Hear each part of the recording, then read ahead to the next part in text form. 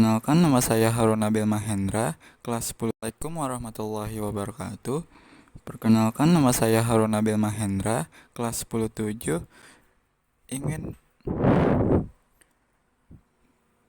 menjelaskan materi keanekaragaman hayati.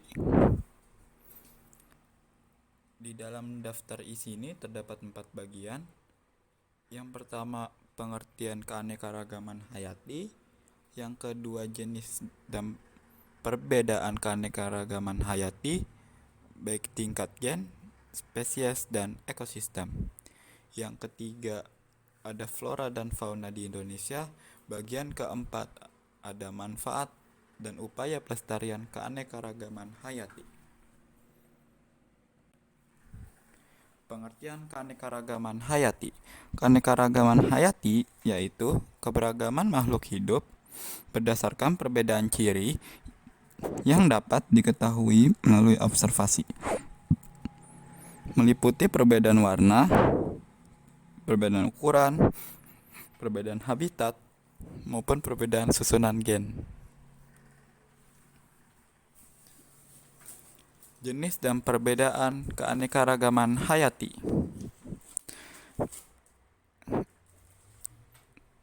Jenis keanekaragaman hayati terbagi menjadi 3, yaitu ada keanekaragaman tingkat genetik, yang kedua keanekaragaman tingkat spesies, dan yang ketiga keanekaragaman tingkat ekosistem. Baik, yang pertama, keanekaragaman tingkat genetik, yaitu variasi atau perbedaan gen yang terjadi dalam suatu jenis atau spesies makhluk hidup. Keanekaragaman ini terjadi karena keanekaragaman susunan gen. Selain itu, keanekaragaman ini memunculkan variasi antar individu dalam spesies dan menyebabkan tidak ada individu yang sama persis. Contoh keanekaragaman tingkat genetik ini yaitu ada mangga arum manis, mangga Indramayu, dan mangga Budiraja. Kedua, keanekaragaman tingkat spesies. Nah, perbedaan yang ditemukan pada komunitas atau kelompok berbagai spesies yang hidup di suatu tempat disebut keanekaragaman tingkat spesies. Keanekaragaman tingkat spesies ini menunjukkan adanya jumlah dan variasi jenis organisme. Contoh dari keanekaragaman tingkat spesies ini yaitu melon, timun, dan semangka. Selanjutnya, yang ketiga, keanekaragaman tingkat ekosistem. Keanekaragaman yang menggambarkan jenis organisme dalam suatu wilayah. Selain itu, keanekaragaman tingkat ekosistem ini menunjukkan adanya perbedaan faktor abiotik. Dan keanekaragaman tingkat ekosistem ini dipengaruhi oleh berbagai faktor seperti garis lintang, ketinggian tempat, iklim, suhu, cahaya, matahari. Ekosistem dibagi menjadi 2 bagian, yaitu ekosistem daratan dan ekosistem perairan. Ekosistem daratan. Yang pertama, ekosistem ini berlangsung di daratan dan berpengaruh dengan keadaan tanah, iklim, keadaan curah hujan, dan pancaran sinar matahari. Adapun berdasarkan letak geografis, ekosistem daratan dibagi menjadi 6, yakni gurun, padang rumput, taiga, tundra, hutan gugur, dan hutan hujan tropis.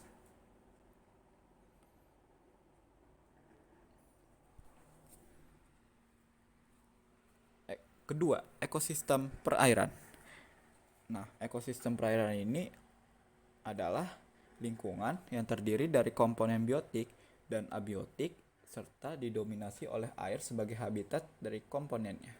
Ekosistem perairan ini dibagi menjadi 2, yaitu ekosistem air tawar dan ekosistem air laut. Ekosistem air tawar. Yang pertama, ekosistem air tawar merupakan ekosistem yang terdapat pada air tawar yang kaya mineral dengan pH air sekitar 6. Ekosistem ini bisa berubah-ubah karena biasanya habitat air tawar bisa mengering ketika musim panas sedang berlangsung. Ekosistem air tawar sangat sedikit jika dibandingkan dengan ekosistem lainnya, yaitu ekosistem daratan atau ekosistem air laut. Walaupun begitu, ekosistem satu ini sangat penting bagi kehidupan manusia.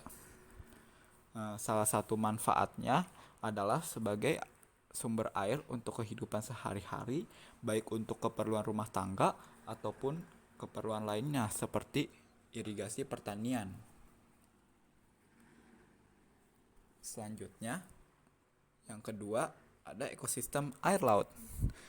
Nah, ekosistem air laut ini merupakan salah satu jenis dari ekosistem akuatik yang telah didominasi oleh suatu nilai pada konsentrasi garam yang kadarnya cukup tinggi di atas permukaan yang cukup luas. Salah satu bukti yaitu ketika kita memasuki ke dalam wilayah air laut lalu mencicipi sedikit airnya, maka kita akan merasakan rasa yang cukup asin.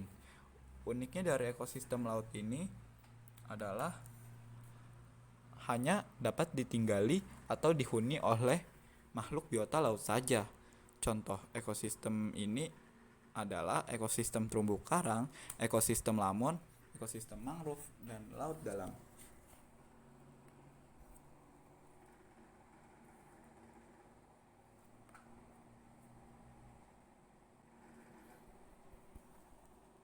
Selanjutnya ada persebaran flora di Indonesia.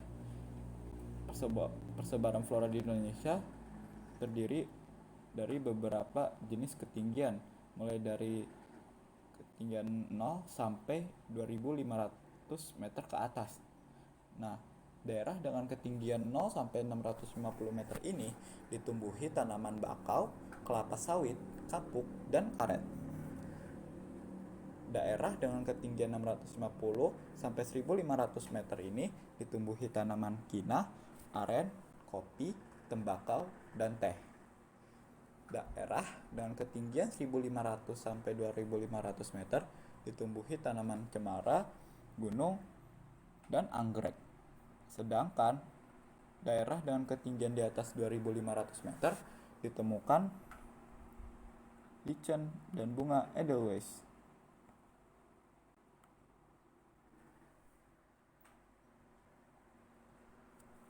Selanjutnya,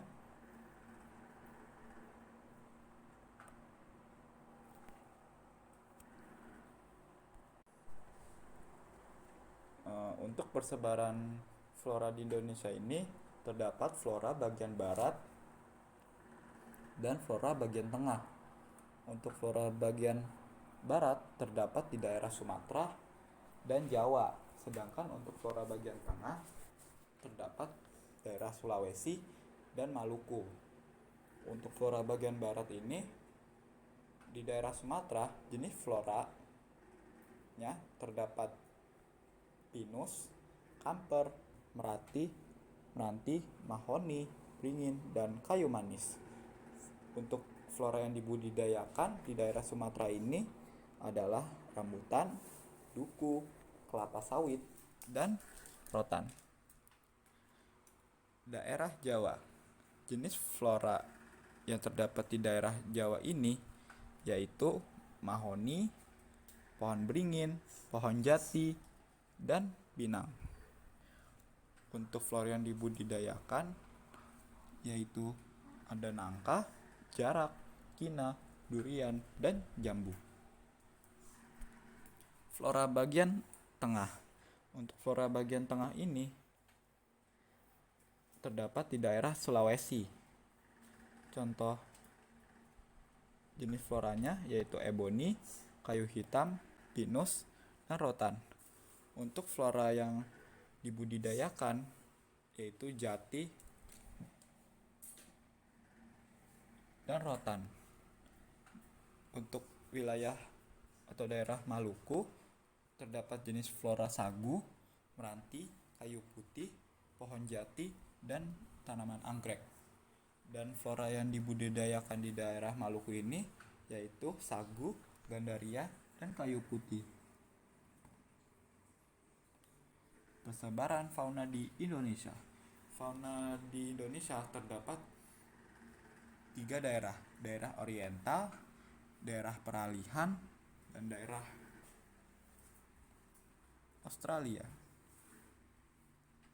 Nah, untuk daerah oriental ini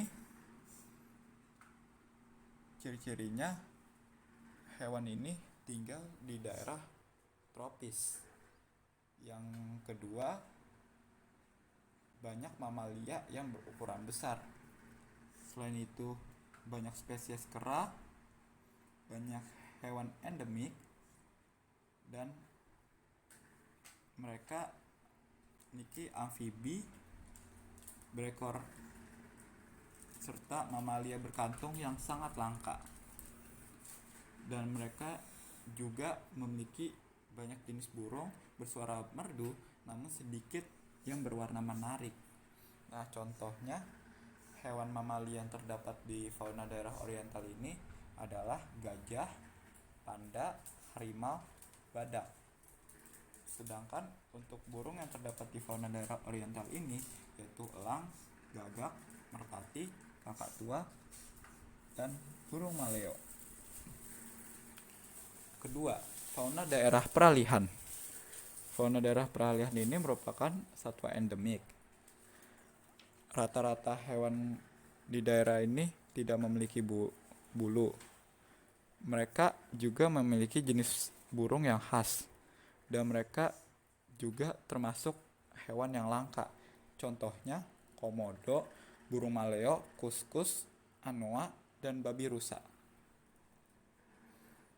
Ketiga, fauna daerah Australia. Nah, fauna daerah Australia ini memiliki reptilia yang besar, contohnya komodo, dan terdapat hewan endemik seperti komodo dan burung cendrawasih. Memiliki mamalia yang berukuran kecil, terdapat banyak hewan berkantong, contohnya kanguru, tidak terdapat spesies kera.